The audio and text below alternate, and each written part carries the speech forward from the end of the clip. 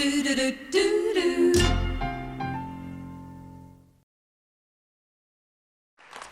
next guest is a very talented lady who's been making us laugh since she arrived from Britain a year ago. Please welcome Annette Law.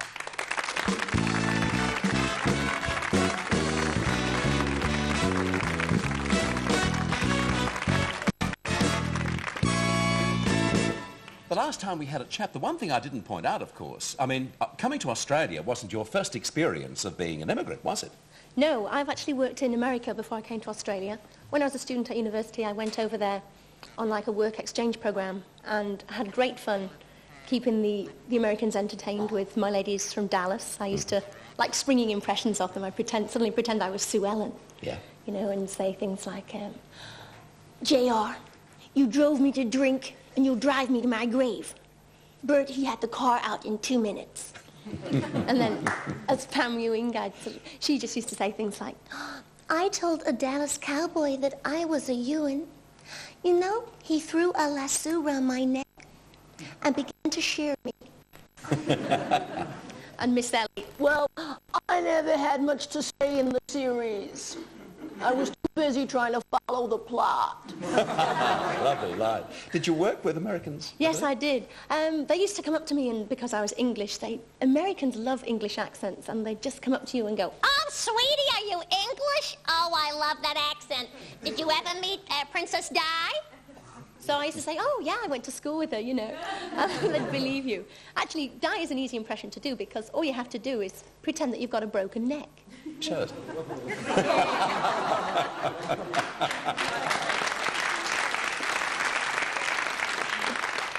But no, it was true. I worked in a hamburger bar like McDonald's. And because I was English, of course, they put me on the front, on the till, so that I was the first person that they used to meet.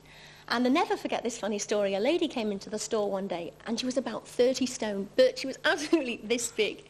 And she waddled up to the counter, and her order went something like this. Hiya, sweetie.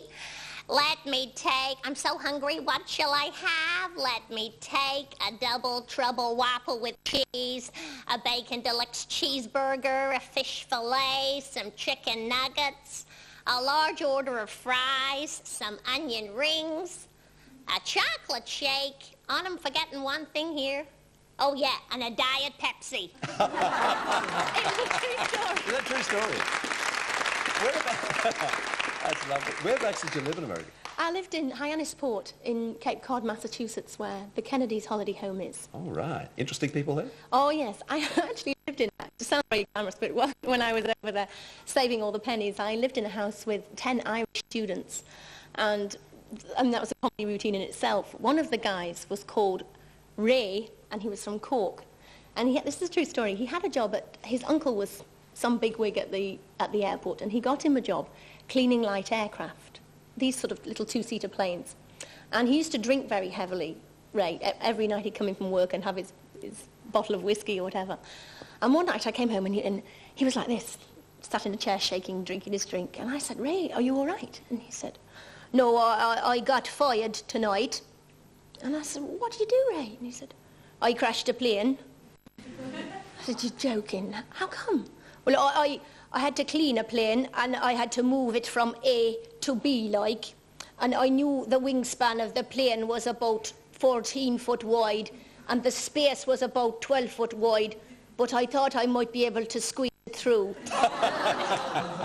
Another true story. Yeah, and I said, well, are you going to get deported? Because he didn't even have a working visa. Really? And I said, you can get deported, Ray. And he said, it's all right. My uncle's got me another job. I'm bringing the planes in. And he got a job bringing the planes in at night. Did you come from a large family? Yes, I'm one of 7 girls, actually, but... 7 girls? Your poor old dad. He wanted a boy. I can imagine. And that Happy was home great life? fun. Pardon? Happy home life? Oh, very. It was constant battle for the bathroom, as you can imagine. And I would imagine that one of the reasons why you sort of honed in on your impressions was it perhaps to get attention? I guess so, yes. I was probably the most outgoing of all my sisters.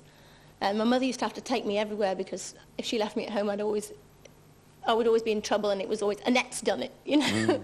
So she used to cart me around everywhere to these little old ladies' houses, and that. So I used to sit all the time really bored, and used to analyse the characters, and that's a lot of old ladies. I used to pick up characters that way. Well, you've done it beautifully, and it was lovely seeing you again, and I look forward to seeing you on the show again really soon. Thanks very much for it. Annette Law, ladies.